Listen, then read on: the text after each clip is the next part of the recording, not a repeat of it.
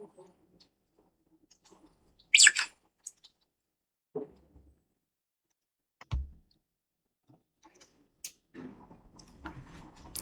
сайн байцгаана уу бүгд өглөөний минь төргий. Голд капиталын цаасны компаниас бэлтгэн өргөдөг ээлжид маркет апдейтыг та бүхэнд хүргэхэд бэлэн болоод байна. За өнгөрсөн 7 хоногийн баасан гарагт Америк нэгдсэн улсын голлох индексүүд бага зэргийн уналттай өдөр болж өнгөрлөө. За энэ дотор Dow Jones индекс тэг 109%-аар, S&P 500 индекс тэг 105, Nasdaq индекс тэг 124%-аар гих мэтчлэн за бага зэргийн уналттай ийм өдөр болж өнгөрсөн байгаа. За өглөөний байдлаар Азийн индексүүд холимог хөдөлгөөнийг үзүүлж байна. За тодорхойлбол Японы Nikkei 225 индекс тэг 172%-аар унж байгаа бол Шанхай Шэньчжэний биржүүд бага зэрэг өсгөлттэй. За үргэлжлүүлээд Hang индекс 1%-аар өсөж байгаа. За Kospi индекс бол уналттай. Гэх мэтчлэн ер нь бол холимог хөдөлгөөнийг үзүүлсэн ийм 7 хоног эхэлж байна. За өнгөрсөн 7 хоногийн баасан гарагт S&P 500 индексийн салбаруудын гүйцэтгэлийг хараад үзэх юм бол дийлэнх технологийн төрлийн компаниуд бол уналттай харагдж байна. За энэ дотор ялангуяа хагас дамжуулагчийн салбарт үйл ажиллагаа явуулж байгаа компаниуд уналттай. Nvidia 164%-аар, Broadcom 367, Micron 669%-аар гэх мэтчлэн уналтуудыг үзүүлж байгаа нь бол харагдаж байна. За эсвэргээрээ хагас дамжуулагчийн салбарын компаниуд уналттай байгаа бол програм хангамжийн салбарын компаниуд бол өсөлттэй. За энэ дотор Microsoft, Palantir зэрэг компаниуд бол өсөлтөөрөө тэргүүлж байгаа нь бол харагдаж байна. За Microsoft-ийн хувьд бол 571%-аар бол өссөн.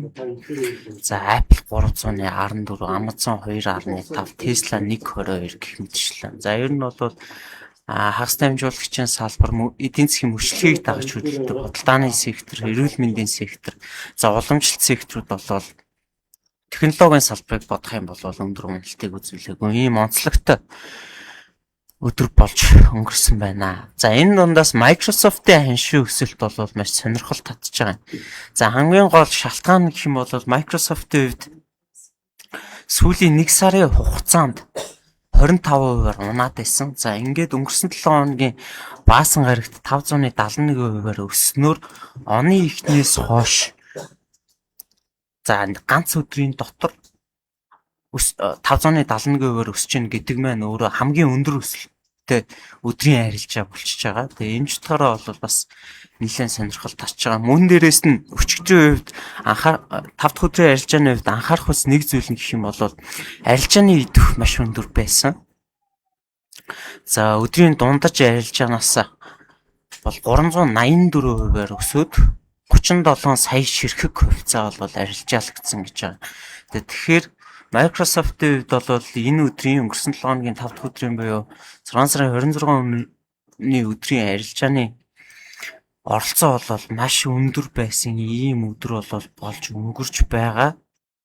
За ингээд Еврол ханшаас бол дэшиг сэтэлсэн ханшийн өсөлтийг бол үзүүлсэн. За ингээд дайны эхнээс буюу яг 2 сарын 28-ны өдрөөс хойш арилжааг хараад үзэх юм бол волюмын төвлөрсөн цэг буюу POC 370 гэдэг ханш дээр байгаа. За энийг дээшээс сэтэлж гарсан ийм арилжааны өдөр болж байгаа. За мөн дээрээс нь волюмаар жинсэн дундаж ханшийн доод Евролийн ханш дээр бол буцаад ирж байгаа ийм өдөр болж байгаа. За тэгэхээр техник талаас хараад үзэх юм бол мэдээж өнгөрсөн 7 хоногийн 5 дахь өдрийн волюм өндөр өсөлттэй байгаа. За энэ нь өөрөө Еврол ханшаас дээшигээ татаж гаргасан ийм өдөр болсон нь өөрөө маш сонирхолтой татж байгаа.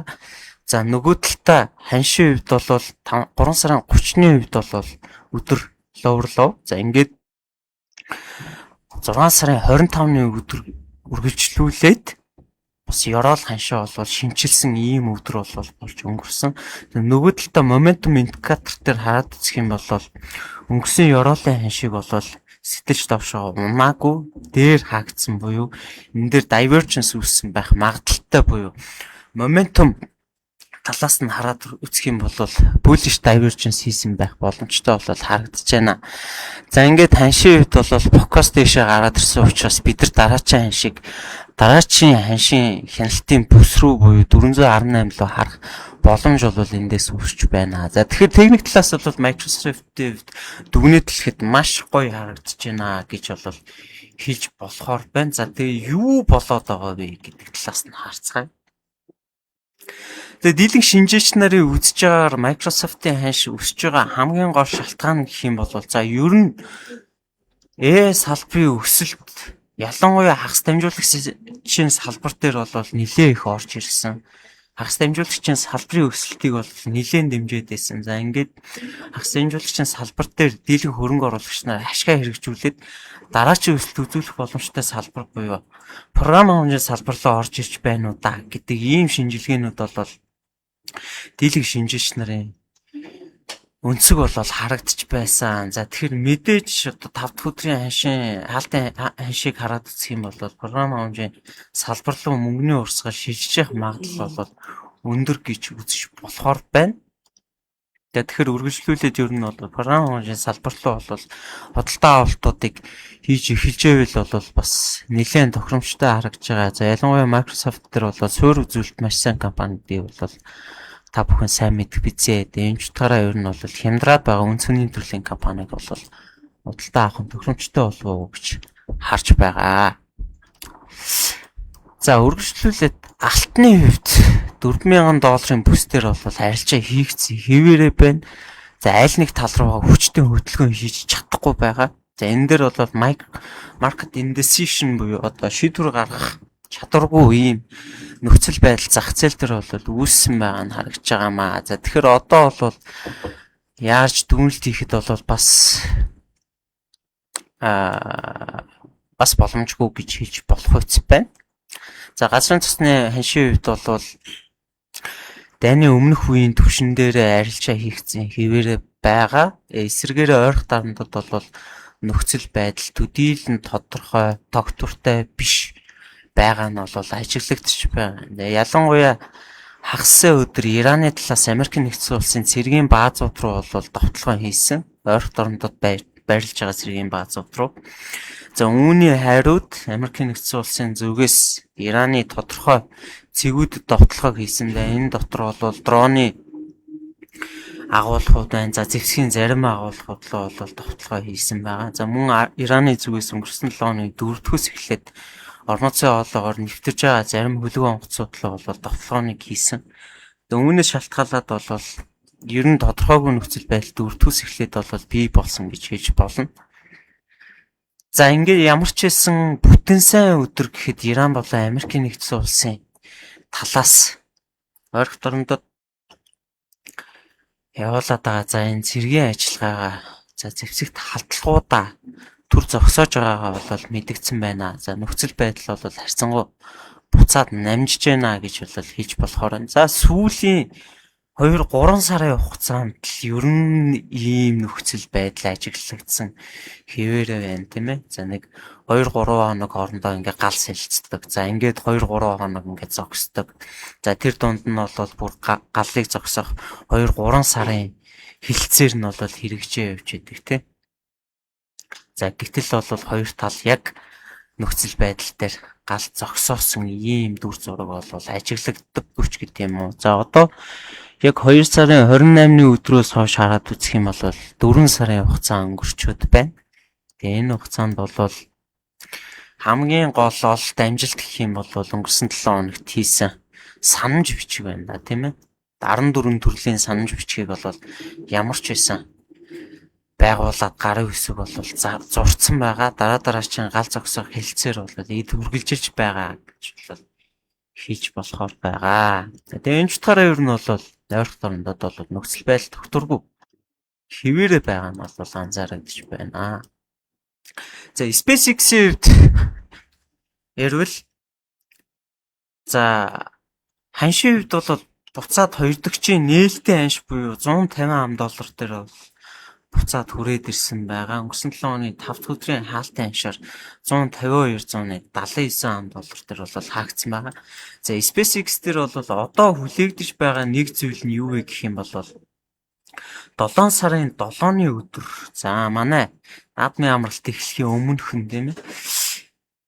SpaceX Nasdaq 100 индекст орохоор болж байгаа юм байна. За тэгэхээр энэ мэдээлэл бол бас нэлээд чухал ач холбогдолтой мэдээлэл гэсэн үг. За мэдээж ер нь бол SpaceX-ийг IPO хийхийн өмнө бол Nasdaq 100 бүртгэлийн журмаа бол өөрчилж fast ruling process гэдэг зүйлийг бол оруулж ирсэн. За ингээд өмнө нь бол Nasdaq 100-д орохын тулд IPO хийсэн компаниуд 3-7 хоног 3 сарын хугацааг зарцуулдаг байсан бол ингээд 3-7 хоногийн дотор бүртгүүлэх боломжтой болсон. За ингээд SpaceX-ийн хувьд бол 7 сарын 7-ны өдөр бол Nasdaq 100-д орно гэдэг ийм мэдээллүүд бол гараад эхэллээ. За тэгээд хэрвээ Nasdaq 100-д орчих юм бол ямар нөхцөл байдал үүсэх вэ гэхээр томоохон тэтгэврийн сангууд бол энэ компани хувьцааг бол хүчээр худалдаж аавна гэсэн үг. Тэгээ дийлэнх тэтгэврийн сангууд бол ETF-тер суурилсан, индекстер суурилсан хөрөнгө оруулалтыг бол хийдэг. За энэ индекст орж ирснээрээ пассив байдлаар хөрөнгө оруулалтууд бол шууд энэ компани хувьцаа руу орж эхэлнэ гэсэн үг ээ. За тэгэхээр бол эрэлтийг бол нэлээд дэмжсэн ийм үйл явдал бол болох ч байна гэж бол харж байна. Гэхдээ ямар ч байсан бүгдээрээ ахаад 1-7 хоногийн хугацаа байна. Ханшийн хөдөлгөөнд харцгаая. За тэгээд магадгүй ахаад сайхан хямдраад орж ирэх юм бол энэ Nasdaq 100-гийн мэдээллийн шин чанартай хөдөлгөөнийг бол бас туршиж үзээд орох боломж бол байх юм аа гэж бол харж байна. За үргэлжлүүлээд Alibaba-гийн талаар ярьцгаая. За Baba-гийн талаар бол манай харилцагч нар та бүхэн бол бас нэлээд асуулт бол байгаа. Одоо яах вэ гэдэг асуулт тийм ээ. За Baba-гийн хувьд бол 5 сарын 13-ны өдөр ээлжид улирлын тайлангаа танилцуулснаас хойш одоогийн байдлаар бол 37%-аар бол унаад байна. За програм хэмжээ бусад компаниудаа бол дагаж бол маш хүчтэй уналтыг бол үзүүлж байгаа. За энэ дотор бол дөрвөн хэлсэнчлэн технологийн компаниудаа Microsoft, Oracle, Palantir ч гэх юм уу. За эдгээр компаниудын хувьцааны ханшийг бол дагаж бол маш хүчтэй унсан. За Аз дотроо Tencent-тэй адилж гэдэг юм уу, Xiaomi-тэй адилж гэдэг юм уу. Ер нь бол уналт бол үргэлжилсээр бол байгаа. За одоо яах вэ гэдэг асуулт гарч ирнэ. Техник талаас бол маш хэцүү. Энэ дэр бол юу илтгэж байна вэ гэхээр уналтын хүч бол өөр өндөр байгаа. Моментум бол энийг дэмжсэн хэвээр байгаа. Техник талаас хайс сэргэн гэдгийг бол илтгэх хүчин зүйлс бол одоогийн байдлаар бол анзаарагдахгүй байгаа. Дийлэг техниктэр суурилж арилжаанд оролцдог хүмүүс бол энэ бол үргэлжлээд унана гэдэг энэ төсөөллийг бол гаргасан хэвээр байгаа. Хамгийн гол шалтгаан гэх юм бол Elliott-ийн давалгаан дээр бол extension үүсэх юм бол 61.8 төвшинлүүгөө бол үргэлжилж унах боломжтой. Энэ нь бол 85-аас 87. За магадгүй 80 руу унах эрсдэл бол байсан хэвээрээ байгаа. За гэхдээ бид нар энэ дээр юуг харж байгаа вэ гэхээр Baba-гийн хувьд бол ялангуяа суурь үзүүлэлтүүдийг бол харсан хэвээрээ байгаа. За Baba-гийн өнгөрсөн 7 хоногийн 5 дахь өдрийн хаалтын ханшаар за Америк дээрээс нь ярьж байгаа шүү гэдгийг хэдүүлээд төгсчээ. За хаалтын ханшаар 5 дахь өдрийн хаалтын ханшаар үзэх юм бол 227 тэрбум $, үнэлэгч байгаа ийм компани байгаа. За нөгөө талдаа орлогыг нь хараад үзэх юм бол 144 тэрбум $, үнэлэгдэж байгаа буюу 1.5 гэдэг харьцаа үзүүлэлттэй байгаа. Үн орлогын харьцаа үзүүлэлт. 1.5 гэдэг үн орлогын харьцаатай компани бол асар ховор шүү. Энэ бол одоо Монголын хөрөнгөний зах зээл дээр л ажиглагддаг ийм тоон үзүүлэлт байгаа. Ялангуяа банкнот дээр л харагддаг гэх юм уу. За үн ашигын харьцааг хараад үзэх юм бол 16 үржүүлэгчтэй буюу за салбарын дундаж болон дийлэг технологийн компаниудын дунджаас за бүр технологитой харьцуултгүй л дээ энэ худалдааны сектор за санхүүгийн салбарын үн ашигын харьцаатай ойролцоо ийм түвшинд ирчээд байгаа. За энэ чинь бол технологийн компани шүү дээ тий. За мөн дээрээс нь үргэлжлүүлээд түүхэн хугацаагаар наваад үзэх юм бол үн дансны үнийн харьцаа бол 1.8 түвшинтэй буюу бас маш бага түвшинд бол арилжаалагдаж байгаа. Тэгэхээр суурь талаас нь хараад үзэх юм бол яг одоо хөрөнгө оруулагчдын итгэлийг алдсан, тайлангийн үзүүлэлт зарлагдсанаас хойш итгэлийг алдсан хамгийн гол хүчин зүйл. Итгэл алдсан ч байх вүтэй. Айдас дагуулсан хамгийн том мэдээлэл юм бол капекс зардлыг бол маш өндөр гаргаж ирсэн. За бараг ашиггүй ажиллах төвшөнд бол хөрөнгө оруулалтын зардлыг бол хийсэн гэж хэлж болно. Салбар руу хөрөнгө оруулалтын зардлыг бол нэмэгдүүлээд байгаа. Энэ ч утгаараа ер нь бол хөрөнгө оруулагчдын дунд бол үнэхээр энэ хөрөнгө оруулалтын зардлууд нь энэ компанид ашиг орлого орж ирэх үгүй юу гэдэг асуудал бол хамгийн том чухал тавигдсан асуулт болоод байгаа. Тэгээ энэ ч утгаараа бол хугацааны хойш бол тасралтгүй хэмжээнд тайлан танилцуулагдсанаас хойш. За харин компани удирдлагуудын зүгээс гадны томоохон хөрөнгө оруулалтын сангууд энэ дотроо би зөвхөн хятадын сангуудыг ярьж байгаа шүү. Сангуудыг яриад үзэх юм бол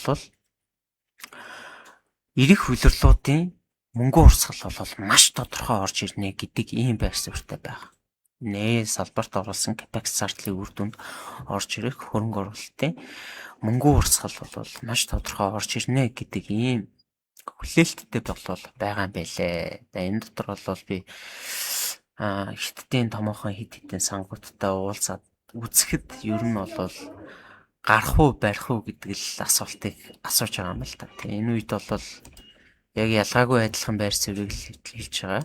Суурь үзүүлэлт нь бол маш хүчтэй хэвээрээ биш дээ. Энд дэр гарах бол шаардлага байхгүй юм шүү. Харин хямдарж байгаа тэр нэмэлтээр оруул яасан бэ гэдэг юм байр суурьтай хэлсэн. Гэхдээ суурь үзүүлэлт хэдий сайн байгаа ч гэсэн техник талаас бол ханшиг буцаад трендийг дээшээ эргүүлэгч гэдэг юм уу?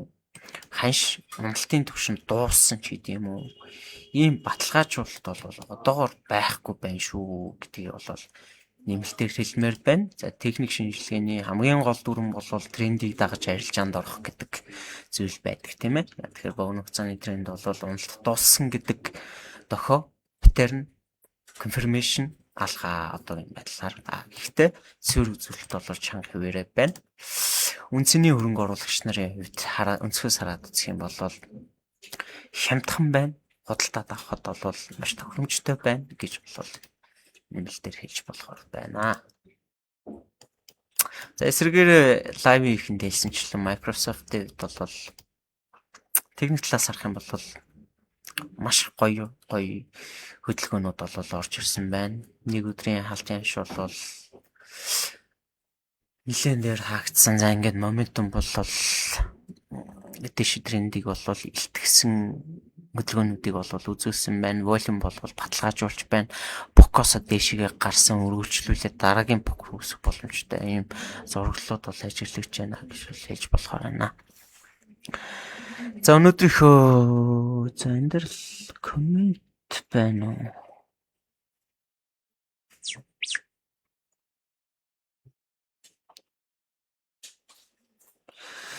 Палантирын талаар асуусан байна те.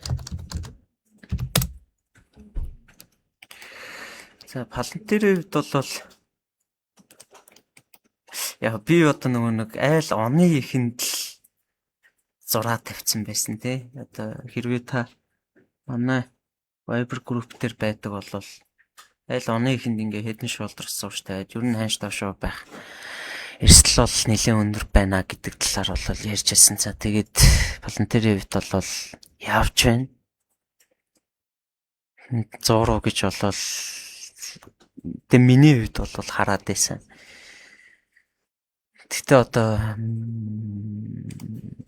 хэрвээ үнэхээр том сангууд орж ирээд хүчтэй трендийг шилжүүлэх паттернууд харагдаад эхлэх юм бол тренд ирэх магадлалтай л да. Гэтэ одоогийн байдлаар бол тренд дэшээ ирэх боломжтой гэсэн дүр зураг бол одоогийн байдлаар харагдахгүй байна. За энэ хүү паттерн бол үргэлжилж хэмжээсийн гүйцэлтэй дуусах болов гэж л харж байна да.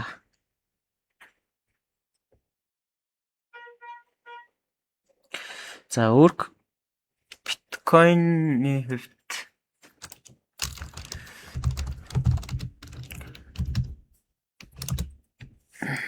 За биткойн дээр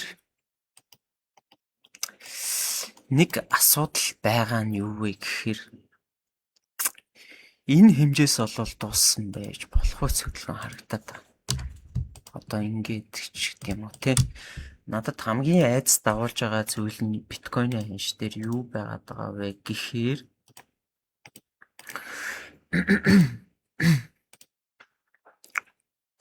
одоо 25 оны 10 сарын 26-ны өдрөөс унсан уналтын хэмжээс энэ дээр бол дууссан гэж бол үзэж болохоор байгаа. Үргэлжлүүлээд энэ 10 сарын 10-наас 26-ны өдөр хүртэл үргэлжилж ирсэн энэ хэмжээсийн уналт энэ дээр үргэлжилж орж ирэх үгүй юу гэдэг ийм л айдас болвол байгаа. Тэгээ хэрвээ орж ирнэ гэх юм бол 50 руу. Тэгээ дийлэнх шинжээч нар бол яг л ялгаагүй юм ярьж байгаа. Ер нь бол 47-оос 8 оронд бол техник талаас унах эрсдэл бол байна гэдэг ийм зүйлийг бол ярьж байгаа. Гэхдээ биткойн дээр нэг яригдж байгаа хамгийн гол зүйл нь юу гэх юм бол 7 сард Америк нэгдсэн улсын койнын салбарт хэрэгжүүлж байгаа Clarity Act гэдэг хуулийн төсөл батлагдахаар хүлээгдэж байгаа. Сенатын хурлаар орохоор хүлээгдэж байгаа. За энэ хууль батлагдах магадлал ер нь бол 70% таа байгаа гэж хэлж болно. Хэрвээ энэ хуулийн төсөл батлагдчих юм бол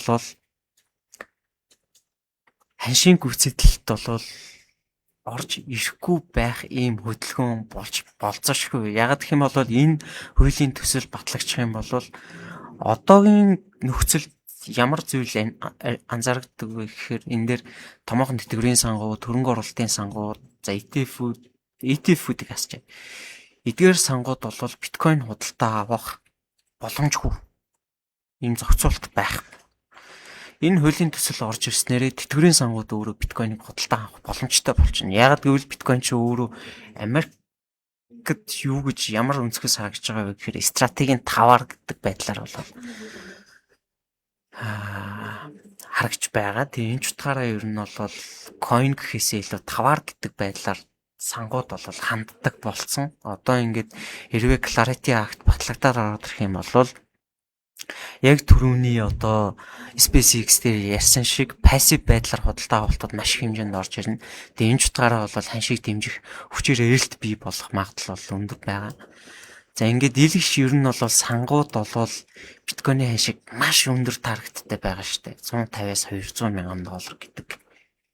Тэр бол мэдгүй энэ ханшлуу бол хизээ хүрэх вэ барих вэ гэдэг дээр бол мэдгүй. Ямар ч үсэн юу боломжтой вэ гэхээр Clarity Act орж ирэх юм бол дийлэг сангуудын дундаж ханш бол 86-аас 87 мянгатаар байгаа юм байлээ. Дундаж ханш гэсэн үг шүү дээ. Тэгэхээр одоогийн байдлаар дийлэг сангууд алдагдaltaй явж байгаа гэсэн үг. 80% нь бол 86-аас 87 мянгатаар дундаж ханш байгаа. Тэгэхээр ийшээгээ бол хүрэх боломж бол байгаа гэж бол харж байгаа.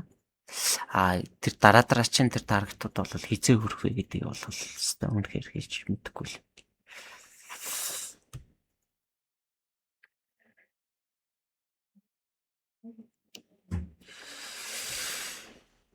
За MU-гийн хувьд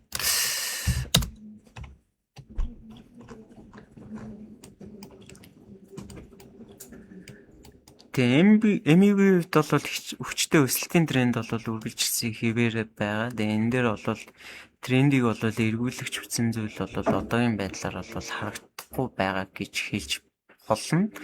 Гэхдээ энэ дээр single candle pattern хараад үзэх юм бол энэ дээр бол hanging man гэдэг pattern бол үүссэн. Үргэлжлүүлээд confirmation болгоод дараачийн өдрийн хаалт бол shooting star-аараа эхлээд volume бол баталгааж болж байна гэж хэлж болохоор байна. Тэгэхээр үнээс хараад үзэхэд бол ханш үргэлжлээд дараачийн дэмжлэгийн түвшинлөгөө бол унах магадлал бол хүчтэй анзаарагч байна гэж бол хэлж болохоор байна. Тэгээ үүнээс хараад үзэхэд бол дахиад нэг $100 бол унах магадлал бол өндөр. Энэ дэмжлэгийн спорт лайныг хэрвээ доошоо сэтлэх ийм асуудал үүсэх юм бол мэдээж бол нэлийн эрсдэлтэй гэж харж болохоор энэ. За яг гэвэл энэ дээр бол өсөлтийн давлага явсан байж болох цаг чинь те 1 2 3 4 5 ч гэх юм. За энэ дэр ингээ ABC ч гэх юм уу те ийм хөдөлгөөнүүд бол орж ирэх. Тэгээ эрсдэл байж болохоос бол харагдаж байна.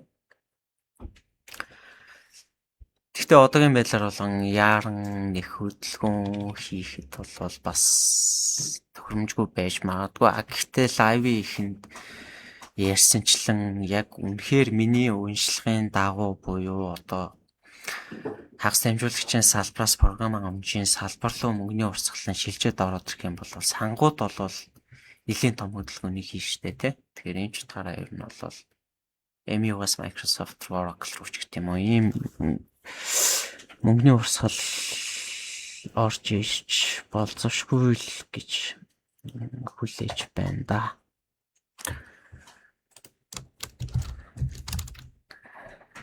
Оскар дээр одоохондоо бол бас яг төдийлөн